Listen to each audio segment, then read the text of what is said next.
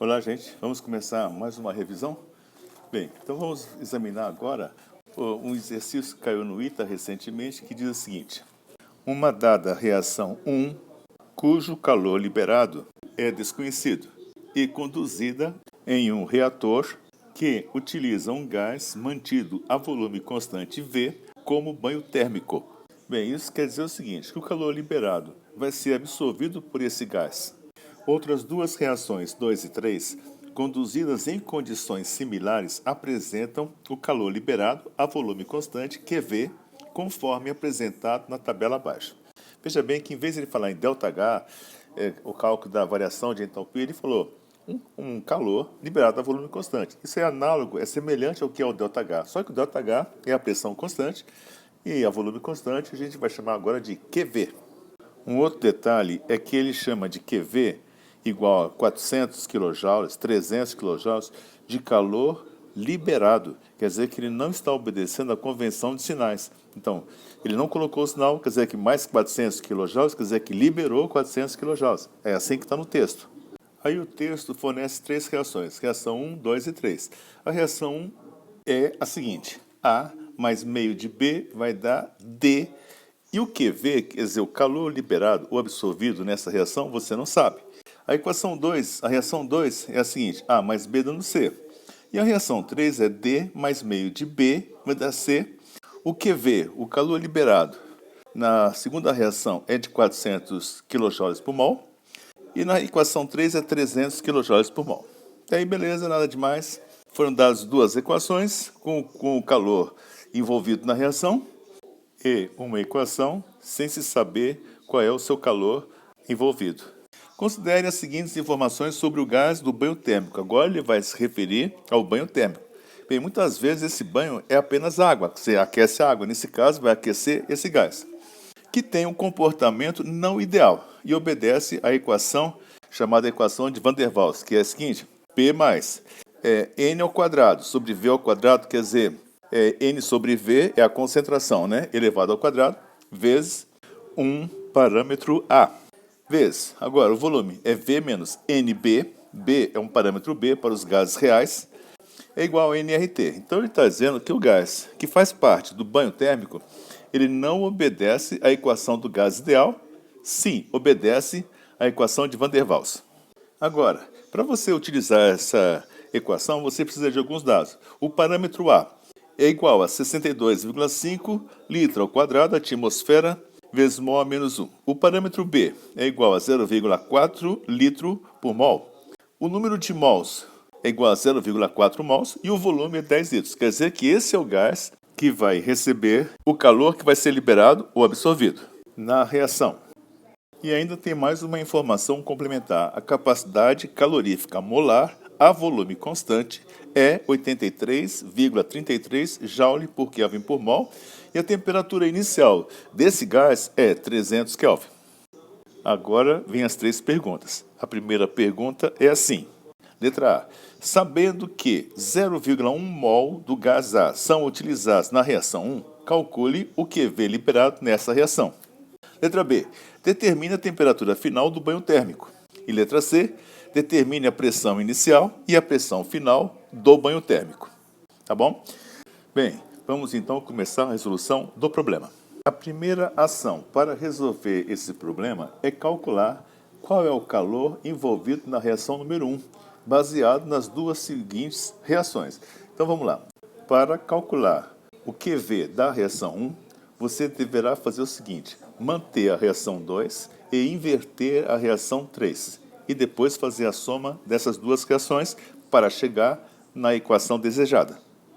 Somando o QV da reação 2 mais o QV da reação 3 invertida, você vai chegar na reação que você está procurando, que é A mais meio de B, dando a substância D. E o QV vai ser a soma algébrica desses calores. 400 menos 300 vai ser igual a 100 kJ por mol. Esse é o calor da reação que você está procurando. Examinando o enunciado, esses calores que aparecem dados no problema são calores que são liberados, de acordo com o texto. Então, esse valor positivo, QV igual a 400, é o calor liberado. Então, a equação que você procura deu um QV igual a 100 kJ por mol, ou seja, foi liberado 100 kJ por mol. Agora vamos responder a letra A. A letra A dizia o seguinte, ele quer saber qual é a quantidade de calor liberada quando 0,1 mol do composto A entra na reação. Bem, você já sabe quanto que vale o QV olhando para a própria equação. Para cada mol de A, são liberados 100 kJ por mol. Mas aí ele se refere a 0,1 mol. Bom, então você vai fazer uma regrinha de 3. Para 1 mol, se produz, são liberados 100 kJ. Para 0,1 mol, vai ser liberado uma certa quantidade de calor, que eu vou chamar de QV. Faz essa continha, essa regra de 3, como é 0,1 mol, então o QV agora, para 0,1 mol, vai ser igual a 10 kJ, ou 10.000 joules. Então, essa primeira parte é uma aplicação da lei de Hess. Você tem duas equações, você soma e acha o calor da terceira equação. E mais um pequeno detalhe, só que ele se refere a 0,1 mol. Bom, você faz mais uma regrinha de 3 e calcula quanto que é o calor para 0,1 mol, que é muito fácil.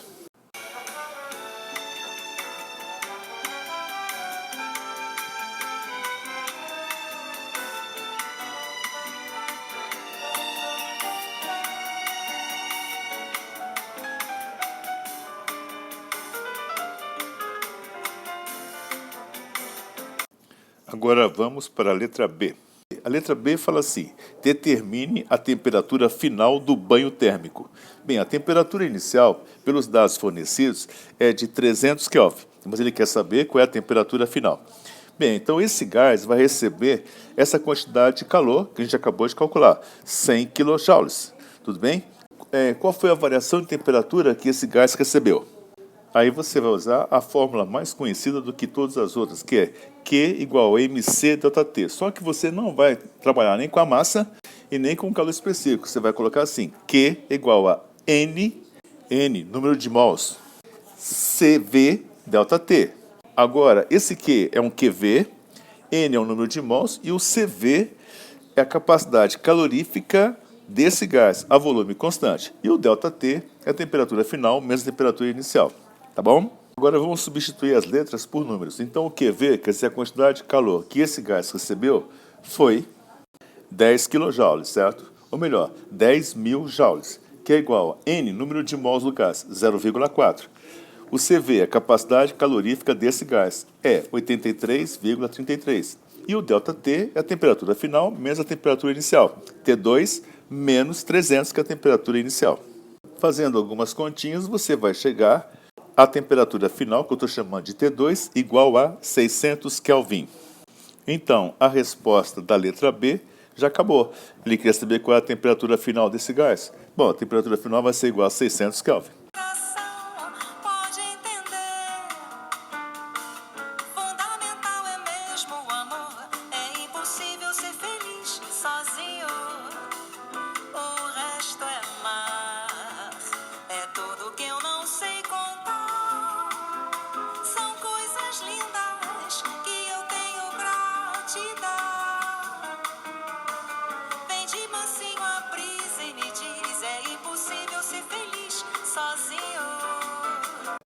A gente vai para a letra C. A letra C fala assim, determine a pressão inicial e a pressão final do banho térmico. Bom, então vamos lá. A gente vai usar, se ele quer saber qual é a pressão inicial, então a temperatura inicial é 300 Kelvin. E a gente vai usar a equação de Van der Waals. Então vai ficar assim a resolução do problema, não usando a equação do gás ideal, mas usando a equação de Van der Waals. Vai ficar, a pressão você quer descobrir, P, pressão inicial, vamos chamar de PI, mais... Agora vai ficar assim, N ao quadrado, 0,4 ao quadrado, sobre o volume. Volume vai ser 10 ao quadrado, vezes o parâmetro A, que é 62,5. Fecha parênteses, vezes o volume. O volume vai ser igual a 10 litros menos NB. N é o número de mols, ou seja, vai ser 0,4. E o B, o parâmetro B, também é igual a 0,4, dado fornecido no enunciado. Isso vai ser igual ao nRT. N, o número de mols, é 0,4, o R é 0,082 e a temperatura inicial é 300. Vai dar um pouquinho de trabalho, mas você vai fazer essa continha aí. E a pressão inicial, então, vai ser igual a 0,9 atmosferas. Essa é uma questão onde ele queria que você utilizasse a equação de Van der Waals, mas ele forneceu todos os dados, então beleza, vai dar a resposta, vai dar 0,9 atmosferas. E a outra pergunta que ele faz ainda no item C é qual é a pressão final. De novo, você vai aplicar a equação de Van der Waals, então vai ficar agora assim, pressão final, que eu vou chamar de PF, mais 0,4 ao quadrado, vezes 62,5 sobre 10 ao quadrado. Essa é a parte da pressão. Agora o volume vai ficar assim, 10 litros, né? Menos 0,4, que é o número de mols, vezes 0,4, que é o parâmetro B da equação de Van der Waals para este gás. Fecha parênteses, vai ser igual a nRT, 0,4 vezes 0,082 vezes 600 agora. Muito bem, aí você faz essa conta toda, a pressão final vai ser igual a 1,9 atmosferas. Tá bom? Então, esse era um exercício onde testava o seu conhecimento da lei de Hertz, de como é que você vai medir o calor liberado pelo aquecimento do gás que está envolvendo, quer dizer, o banho térmico em volta da reação, e depois uma aplicação da equação de Van der Waals. Quer dizer, o cara cobrou vários assuntos numa única questão. Bem feita a questão, não é fácil não, mas tudo bem. Vamos agora para mais uma questão do IME que caiu recentemente.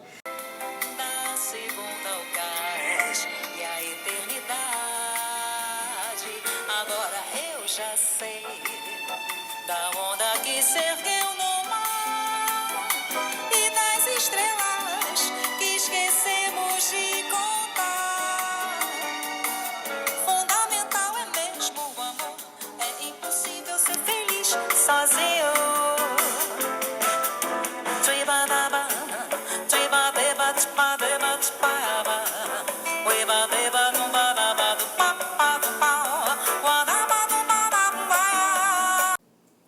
Essa questão ela é grande, ela é difícil e diz o seguinte, fala assim, o cloro comercial é comumente usado na maioria das piscinas, com o objetivo de eliminar micro-organismos. Até aí tudo bem, não deu nenhuma informação interessante. Continuando, uma das formas de aplicá-lo na água da piscina é a partir da adição de compostos contendo o íon hipoclorito, ou de ácido tricloro isocianúrico. Bem, então ele está dizendo o seguinte para você, olha, ou você usa hipoclorito, ou você vai usar o ácido tricloro isocianúrico, vulgarmente denominado de tricloro, que reage com a água. Veja bem que esse composto está informando que reage com a água, formando o ácido hipocloroso, que é o HClO, ele não deu a fórmula, mas você deve saber, e o ácido cianúrico, que você nunca viu falar, mas ele deu a fórmula para você, graças a Deus. Aí fala assim, as estruturas do tricloro e do ácido cianúrico são apresentadas abaixo. Então ele deu a fórmula do chamado tricloro, que você vai colocar na piscina para poder fazer a desinfecção. Essa substância, que é chamada de tricloro, vai reagir com a água e vai produzir o chamado ácido cianúrico. Ele não deu a reação, mas você vai ter que fazer a reação, lembrando que nessa reação deve se formar o ácido hipocloroso, cuja fórmula é HClO. Simplesmente, então, faltou o reagente água e faltou o produto ácido hipocloroso. Vamos continuar lendo o texto, que é grande. Então ele fala assim, a soma das concentrações de ácido hipocloroso e do íon hipoclorito é chamado de cloro livre. Então, existe esse termo no meio que se trabalha com piscina, chamado de cloro livre. Bem, o que é o cloro livre? É todo o cloro que existe lá. Está na forma de hipoclorito, está na forma de ácido hipocloroso. Então, todo o cloro, somado tudo, é o chamado cloro livre. O ácido hipocloroso e o hipoclorito, eles se estabelecem em um equilíbrio químico. Então, é assim. E ambas estabelecem um equilíbrio dependente do pH, de acordo com o gráfico abaixo. Então, ele dá um gráfico onde você vai ver, num dos eixos, que é escrito assim, ácido hipocloroso, em porcentagem. Porcentagem molar, é a porcentagem de moléculas, certo? Só que expressa em mols. No outro eixo vertical, você vai encontrar assim, íon hipoclorito, também em porcentagem molar. E no eixo horizontal, você vai ver lá, pH. Então, por exemplo, só para a gente dar uma conferidinha aqui, em pH 7, você vai ter, assim, de ácido hipocloroso, você vai ter um valor entre 70% e 80%. E olhando para o outro eixo, você vai encontrar quanto você tem ou do íon hipoclorito. Logicamente tem que fechar em 100%. Se você achou 75%, você vai encontrar do outro lado aproximadamente 25%. Então nós já demos uma olhadinha nesse gráfico, mas vamos para frente. O ácido hipocloroso é 8 vezes mais eficiente como agente biocida do que o íon hipoclorito. Bem, essa informação é para lembrar você o seguinte: você deve procurar nesse gráfico uma proporção que tenha mais ácido hipocloroso do que hipoclorito. Mas vamos para frente ainda, vamos ver o que vai acontecer agora. Quando o pH está baixo, ou seja, tem muito ácido, o excesso de ácido hipocloroso fornece a formação de cloraminas. Então não pode abaixar muito o pH, não pode deixar muito ácido, porque senão vai formar as chamadas cloraminas. É a reação do ácido hipocloroso com as aminas ou proteínas que existem no meio aquoso, a piscina, que são irritantes aos olhos dos banhistas. Tá bom. Quando o pH está alto, o poder de eliminação de micro-organismos é reduzido. Quer dizer, quando o pH está mais elevado, quer dizer que existe pouco ácido hipocloroso, existe mais hipoclorito, que tem uma eficácia menor. Até aí são informações gerais. Aí fala assim, costuma-se considerar que o pH ótimo para aplicação em piscinas é de 7,5. Então o pH 7,5 é quase um pH neutro, certo? Você pode até dar uma olhadinha nesse gráfico, onde vai dar o pH 7,5, qual vai ser a proporção de cada um dos componentes, aí, ácido hipocloroso e hipoclorito. Vai dar mais ou menos 70% e 30%. Tá bom. Então agora vamos para frente. Continuando a leitura. Uma das vantagens do uso do tricloro é que o ácido cianúrico retarda o processo de fotólise do cloro livre quando a água está exposta à ação dos raios ultravioleta. Bem, nessa linha ele está dando uma informação importante. Ele diz o seguinte, que o ácido cianúrico retarda o processo de fotólise do cloro livre. Quer dizer que o ácido cianúrico ele não deixa que o cloro sofra automaticamente uma decomposição pela luz. Agora ele vai falar assim, sem o ácido cianúrico, a meia-vida do cloro livre é de 17 minutos. Então, isso quer dizer o quê? Quer dizer que a cada 17 minutos que passa, metade do cloro que estava na piscina vai embora. Então, se você deixar aproximadamente meia hora assim a sua piscina exposta ao sol, quase todo o cloro foi embora. Muito bem. A adição do tricloro faz com que a perda do cloro livre ocorra a uma taxa de 15% por dia.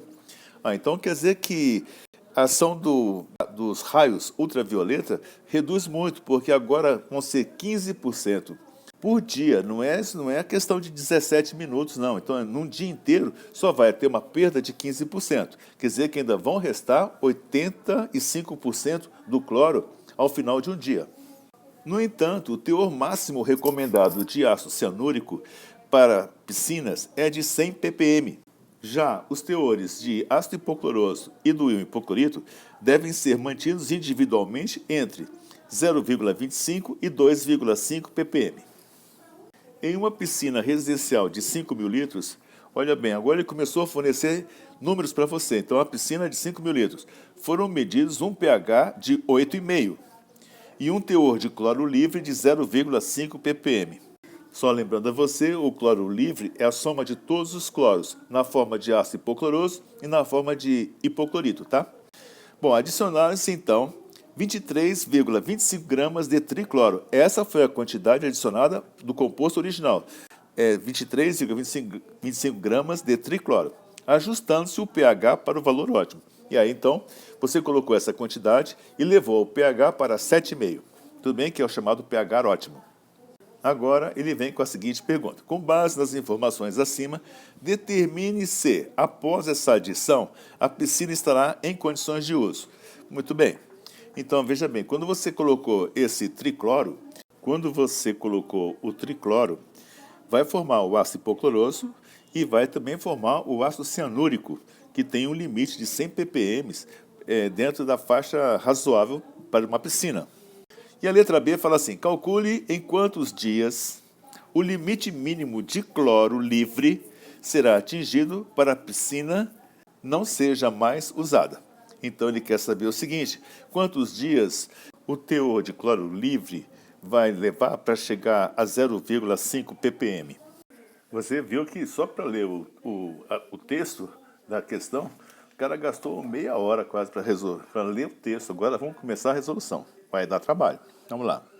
A primeira operação, então, vai ser escrever a reação química do tricloro com a água. Então, veja bem que você sabe que tem um tricloro, sabe que vai colocar junto com a água e vai formar o ácido cianúrico e o ácido hipocloroso. Então, você deverá fazer um pequeno balanceamento. Bem, na hora que você fizer esse balanceamento, você vai verificar o seguinte: você vai usar uma molécula ou 1 mol do tricloro mais 3 de água, vai dar 1 mol, uma molécula, do ácido cianúrico e 3 moléculas ou 3 mols do ácido hipocloroso. E quer dizer que quando você faz essa reação, forma-se o ácido cianúrico e 3 mols de ácido hipocloroso. Bem, então agora nós já temos o que, quando nós colocamos tricloro na água da piscina, nós sabemos que ele vai se transformar em ácido hipocloroso e no ácido cianúrico. Tudo bem? Então vamos lá. A segunda operação é determinar o número de mols do tricloro, para você fazer uma pequena estequiometria. Bem, você deve saber, você deve dar uma lidinha lá no enunciado, que foram colocados 23,25 gramas de tricloro. Então, já no finalzinho do texto todo, ele está informando que você utilizou 23,25 gramas do tricloro. Bem, a massa molar do tricloro, você deveria calcular e ela vai dar 232,5. Então, o número de mols dessa substância vai ser a massa, que é 23,25, dividido pela massa molar, que é 232,5. Essa conta vai ser igual a 0,1 mol. Ainda bem que deu um número bem bonitinho, 0,1 mol. Agora fica fácil para você calcular quantos mols se formaram do ácido cianúrico e quantos mols se formaram do ácido hipocloroso. Bem, 1 mol do tricloro vai dar 1 do ácido cianúrico e 3 do ácido hipocloroso. Então a proporção é 1 para 1 para 3. Então, se você colocou 0,1 mol, você vai obter 0,1 mol do ácido cianúrico e 0,3 mols do ácido hipocloroso. Observe que esses valores estão em mols. Então vamos calcular qual é a concentração molar do ácido cianúrico. Vai ser o número de mols dividido pelo volume. O número de mols é 0,1, dividido pelo volume, que é 5.000 litros, e essa conta, então, vai ser igual a 2 vezes 10 elevado a menos 5 mol por litro do ácido cianúrico. Agora que eu já sei a concentração molar, vamos calcular a concentração em gramas por litro. Bem, aí você vai fazer assim, é a concentração molar vezes a massa molar. Então, é 2 vezes 10 a menos 5 vezes 129 gramas por mol, que é a massa molar. Essa conta vai ser igual a 258 vezes 10 elevado a menos 5 gramas por litro. Agora, passando para ppm. Então, quer dizer que eu tenho 258 vezes 10 elevado a menos 5 gramas do ácido cianúrico em 1 litro de solução, litro da piscina. Ou seja, 1 litro corresponde a 1.000 gramas, ou seja, 10 a terceira gramas. Então, se 258 vezes 10 a menos 5 gramas estão dissolvidos em 1.000 gramas, 10 a terceira gramas, então X vão estar dissolvidos em 10 a sexta, porque eu quero saber em ppm, em 1 milhão de gramas. Faz a regrinha de 3, multiplica em cruz, você vai achar 2,58 gramas em 1 milhão de gramas de água. Bem, então quer dizer que você vai encontrar 2,58 ppm. Nesse momento a gente já tem uma informação importante, porque esse resultado para o ácido cianúrico permite o uso da piscina, porque ele é bem menor do que 100 ppm. Tudo bem? Quer dizer que o ácido cianúrico não vai ser o problema. De acordo com o texto, depois da adição do tricloro, o pH da piscina ficou um pH ótimo, quer dizer que passou para o pH 7,5. Tudo bem? O número de mols do ácido hipocloroso formado é de 0,3 mols do ácido hipocloroso. Qual é a concentração em gramas por litro? Então, a concentração em gramas por litro vai ser, eu tenho 0,3 mols, vou multiplicar por 52,5, que é a massa molar do ácido hipocloroso, e vou dividir pelo volume, que é 5.000 litros. Essa conta vai ser igual a 3,15 vezes 10 elevado a menos 3 gramas por litro. Agora, então, passando para ppm. se eu tenho 3,15 vezes 10 a menos 3 gramas em 1 litro, ou seja, 1.000 gramas, ou seja, 10 a terceira gramas, então eu vou ter x gramas em 10 a sexta, porque eu quero sempre saber em ppm, porque todo o problema foi falado em ppm. Então, x vai ser igual a 3,15 vezes 10 a menos 3 vezes 10 a sexta, dividido por 10 a terceira. Essa conta vai dar 3,15 gramas por 10 a sexta gramas, ou seja, vai dar 3,15 ppm. Esse é o teor do ácido hipocloroso. Mas não há necessidade de você calcular o hipoclorito, porque a gente sempre quer saber o cloro livre. O cloro livre é a soma total de todos os cloros, do ácido hipocloroso e também do hipoclorito. Então, se você souber do ácido hipocloroso, não vai ter necessidade de você saber do hipoclorito, mesmo porque a massa molar do ácido hipocloroso, HClO, é praticamente igual à massa molar do hipoclorito, que é apenas ClO menos. Quer dizer que a única diferença é de um hidrogênio. Isso não vai dar quase diferença nenhuma no resultado final. Você pode fazer o tempo todo trabalhando com cloro livre, quer dizer que é o total de cloros, que eu vou usar, então, apenas o ácido hipocloroso. Tá? Vamos para a seguinte etapa. Qual é a concentração total do cloro livre? Na piscina já continha 0,5 ppm, quando foi adicionado o tricloro, e que no final das contas deu 3,15 ppm, agora que nós acabamos de calcular. Então, o cloro livre total era o que tinha mais o que foi adicionado, ou seja, é 0,5 mais 3,15 ppm, que vai dar 3,65 ppm. Cloro livre total, 3,65 ppm. Nós estamos, nesse momento, na etapa de calcular qual é o tempo que vai levar de 3,65 ppm de cloro livre até chegar a 0,5 ppm, quando então a piscina já é considerada com pouquíssimo cloro e já não deve mais ser utilizada. Então a gente vai fazer o seguinte, a gente sabe que existe uma perda de 15% de cloro livre ao dia.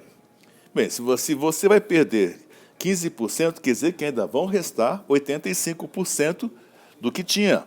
Ou seja, se nós temos inicialmente 3,65 ppm, então a gente vai perdendo 15% ao dia e vai restando, então, 85% do que tinha.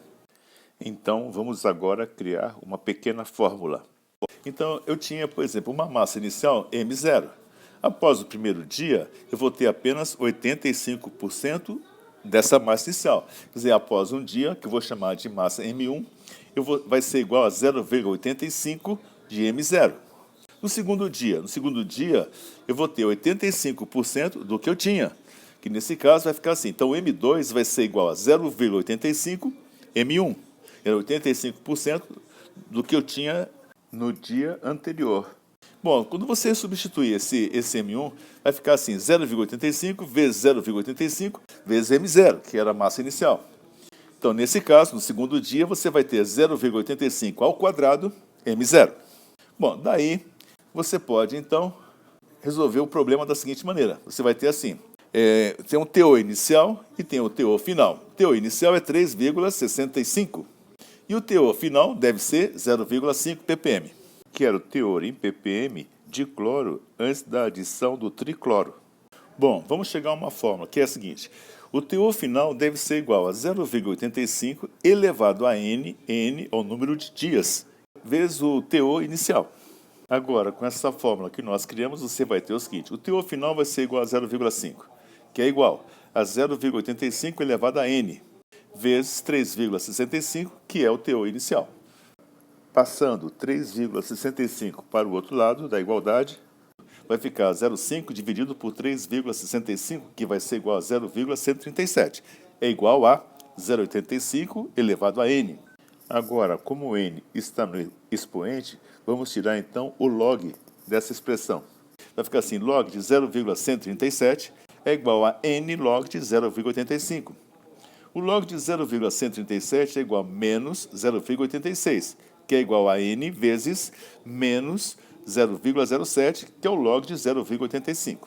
Bom, muito bem, vai deslocar então agora esse 0,07 para o outro lado, e o n vai ser igual a 12,2 dias, quer dizer que o número de dias que esse cloro ainda vai estar fazendo efeito será de 12 dias aproximadamente. Para a gente fechar, então, esse exercício, só tem uma pequena observação. O examinador forneceu os seguintes logs. O log de 17, o log de 5 e o log de 73. Aí você vai falar assim, onde é que eu vou usar isso aqui? Então, vejamos. O valor que você precisava era o 0,85. Mas o 0,85, o que é? É 85 sobre 100. O número 85 é igual a 17 vezes 5. Então, 0,85 é igual a 17 vezes 5 sobre 100. E o número 0,137 é igual a 1 sobre 73. Mas aí você ia ter que ficar adivinhando como é que você ia fazer para usar os dados do problema, que ele forneceu. O log do 17, o log de 5 e o log de 73. É brincadeira, né?